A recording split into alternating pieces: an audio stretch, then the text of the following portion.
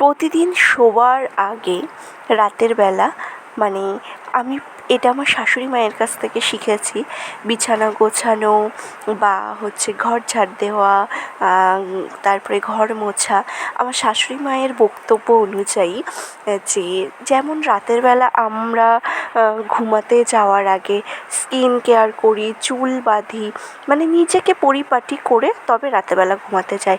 Brush করি খাওয়ার পরে, এইগুলো যেটা আমরা প্রতিনিয়ত সবাই করি, যে রাতেরবেলা খাওয়ার পরে ব্রাশ করলাম, মুখে ফেস ওয়াশ দিলাম, মুখে একটা নাইট ক্রিম বা টোনার যাই হোক মাখলাম, চুলটা বাঁধলাম, তারপরে তো আমরা ঘুমাতে যাই। তো আমার শাশুড়ি মায়ের বক্তব্য অনুযায়ী সেরকম ঘরকেও রাতের বেলা গুছিয়ে রাখা উচিত, পরিষ্কার পরিচ্ছন্নভাবে রাখা উচিত। সেই হিসেবে এটা মায়ের কাছ থেকে শেখা। তো দেখো এখন বাজে ঘড়িতে 10টা, রাত 10টা। তো এই বিছানাটা অগোছালো হয়েছিল, আর তোমাদের দাদাভাই আমার উপরে হাসছে আর বলছে যে মায়ের হাওয়া লেগেছে, এরকমভাবে হাসছে আর বলছে। তা আমি বললাম যে মা যে কথাটা বলেছে অবশ্যই কথাটাতে যুক্তি আছে। তো বলছে ঠিক আছে তাহলে তুমি পারলে করো, কোনো চাপ নেই, এরকম একটা ব্যাপার।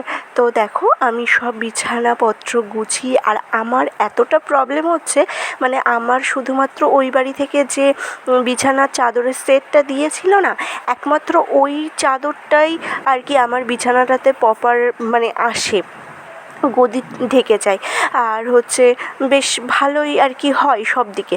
আর যে কটা বেডশিট আমি উপহার হিসেবে গিফট হিসেবে পেয়েছি রিসেপশানে, তো সেগুলো একটারও আমার বিছানায় হয় না। তারপরেও একই বিছানার চাদর তো বেশি দিন পেতে রাখা যায় না, কেমন ময়লা হয়ে যায় না, সেই জন্য অন্তত 10 দিন অন্তর বা 15 দিন অন্তর চেঞ্জ করা উচিত।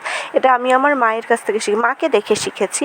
আর এই বাড়িতেও কিন্তু অন্যথা না, আমার শাশুড়ি মা আর আমার মায়ের ভিতরে কিন্তু অনেক মিল আছে। যাই হোক, এখানে দেখো এই বিছানা চাদরটা একটু ছোটো হয়ে গিয়েছে, একটু না অনেকটাই ছোটো হয়ে গিয়েছে, তারপরেও আমি পেতে রেখেছি আর ভালো করে বিছানাটা ঝেড়ে নিচ্ছি। এখানে আমি না ঠিক করেছি ওই যে প্লাস্টিকের ঝাঁটা টাইপসের হয় ওইটা কিনবো, তারপরে ঘর মোছার ওই যে লাঠিগুলো হয় যেগুলো গোল থাকে সেইগুলো কিনবো। তো এখনও তোমাদের দাদাভাই ছুটি পাচ্ছে না, আর বাইরে তো যাওয়াই হচ্ছে না, সেই হিসেবে তো কিছু জিনিস ঘরের জন্য কিনতে হবে। আমার বেডের পাশে একটা বেড টেবিল যেটা বলে, সেটা আমি অনলাইন অ্যামাজনে দেখে রেখেছি, তো সেটাও একটা অর্ডার দেওয়ার চিন্তা ভাবনা আছে। তারপরে ঘরটা না এখনও অনেক ডেকোরেশন করতে হবে। আর তোমাদের সাথে কিছু কথা বলবো, সেটা আমার রিসেপশানে আমি এত সুন্দর সুন্দর গিফট পেয়েছি, সবথেকে পছন্দের গিফটগুলো আমি পেয়েছি এখানে আমার পছন্দের, তো সেইগুলোও লাগাতে হবে। আর সেগুলো রাধা কৃষ্ণের মূর্তি, আর আমি কৃষ্ণ দাদাকে খুব ভালোবাসি। সবাইকে তো ভগবানকে কোনো না কোনো সম্বন্ধ করে ডাকে, তো আমি বরাবরই কৃষ্ণকে দাদা বলেই ডাকি, আর রাধাকে বৌদি হিসেবে রেসপেক্ট করি মন থেকে। আমি কোনো দিনই চাই না যে আমি রাধারানী হতে, কেননা আমি বরাবরই চেয়েছিলাম যে আমি সুভদ্রা হতে, আমি কৃষ্ণ দাদার বোন হতে চেয়েছি। আমি বরাবরই ছোটোর থেকে আমার এইটাই অনেকে না জন্মাষ্টমী আসলে রাধা সাজে বা রাধাষ্টমী আসলে কেউ কৃষ্ণ সাজে, আমার এটা একদমই পছন্দ না মন থেকে, কেননা সবার তো সব কিছু পছন্দ নাই হতে পারে। তো আমি বরাবরই সুভদ্রার মতো সাজটা ভীষণভাবে পছন্দ করি। তো যাই হোক, দেখো তারপরে রাতের বেলা শুয়ে পড়েছিলাম, তো ঘুম থেকে উঠে সব কাজকর্ম সেরেছি। আর আজকের ওয়েদারটা একদমই ভালো নয়, এখন কিন্তু বাজে সকাল 9:30। তো ওয়েদার দেখে মনে হচ্ছে 7টা বাজে, এমন একটা ওয়েদার হয়ে আছে, একদম চুপচাপ নিস্তব্ধ একটা ব্যাপার।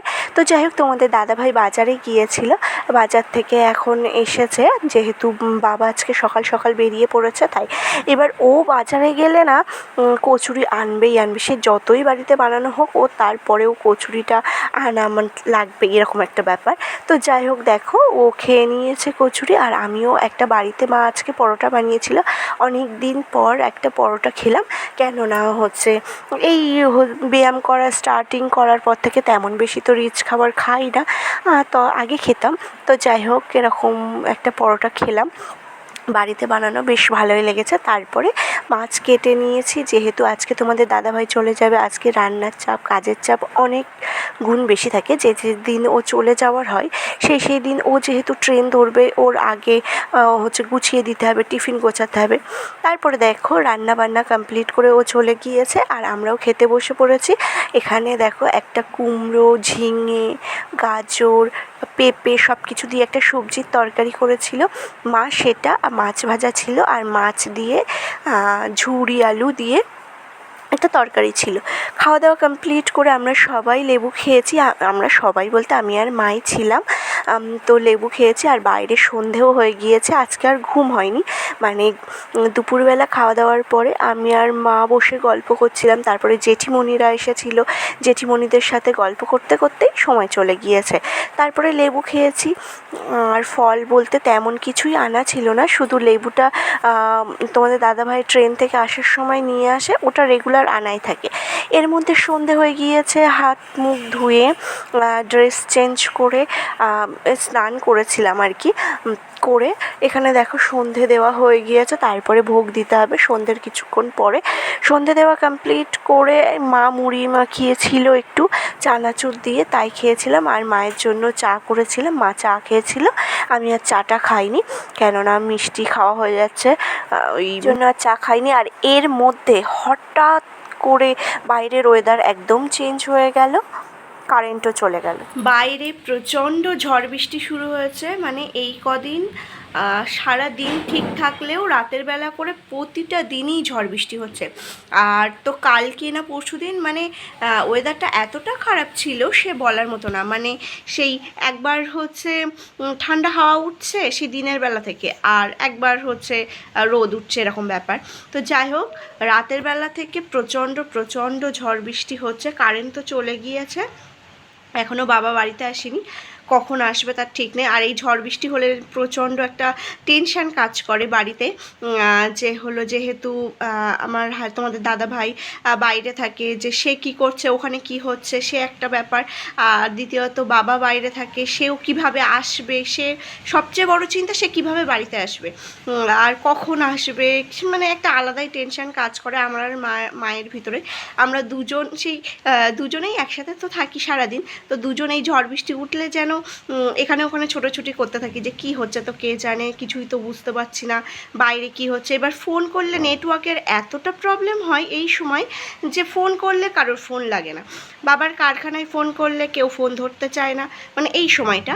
আর তোমাদের দাদাভাইকে ফোন করলে এবার ওর এতটা নেটওয়ার্ক ইস্যু থাকে যে কেটে যায়, কোনো উইদাউট রিং কেটে গেল ফোন, তো অনেকক্ষণ ট্রাই করে একবার পাওয়া গেল, এরকম একটা ব্যাপার। মানে সব সময় হয় না এটা, ঝড় বৃষ্টির সময় আমি ফোন করেছিলাম, তো এখনও ফোন ধরিনি, জানি না কি হচ্ছে, ওর আবার ফোন করতে হবে।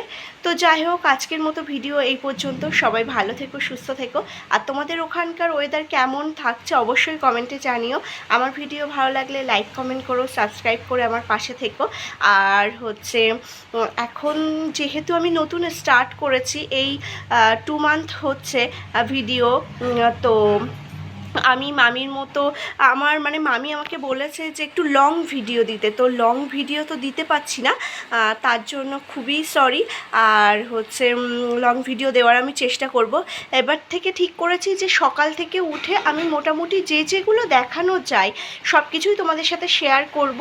আর সবচেয়ে বড় ব্যাপার থাকে কি বলো তো, একজন যদি কেউ ভিডিও ধরে দেয় বা ফোনটা ধরে দেয় একরকম, সবসময় ফোন ওই সামনে নিয়ে এসে তো ওটা হয় না, এবার মনেও থাকে না, তার সবথেকে বড় কথা মনেও থাকে না। আমার মামির যেমন কি একটা অভ্যাস হয়ে গিয়েছে, যাই হোক ও ফোনটা বেশ সামনে নিয়ে, আর ফোনটা সবসময় নিয়েই রাখে, আর আমি কাজ করা হয়ে যাচ্ছে আমার, তারপর মনে পড়ছে এই যা ভিডিও করা হলো না তো তো এরকম ব্যাপার। তো আমি এবার থেকে চেষ্টা করব যে লং ভিডিও দেওয়ার, আর সব কিছুই শেয়ার করার চেষ্টা করব। তো আমার ভিডিও ভালো লাগলে লাইক কমেন্ট করো, সাবস্ক্রাইব করে আমার পাশে থেকো। তো সবাই ভালো থেকো, সুস্থ থেকো, টাটা।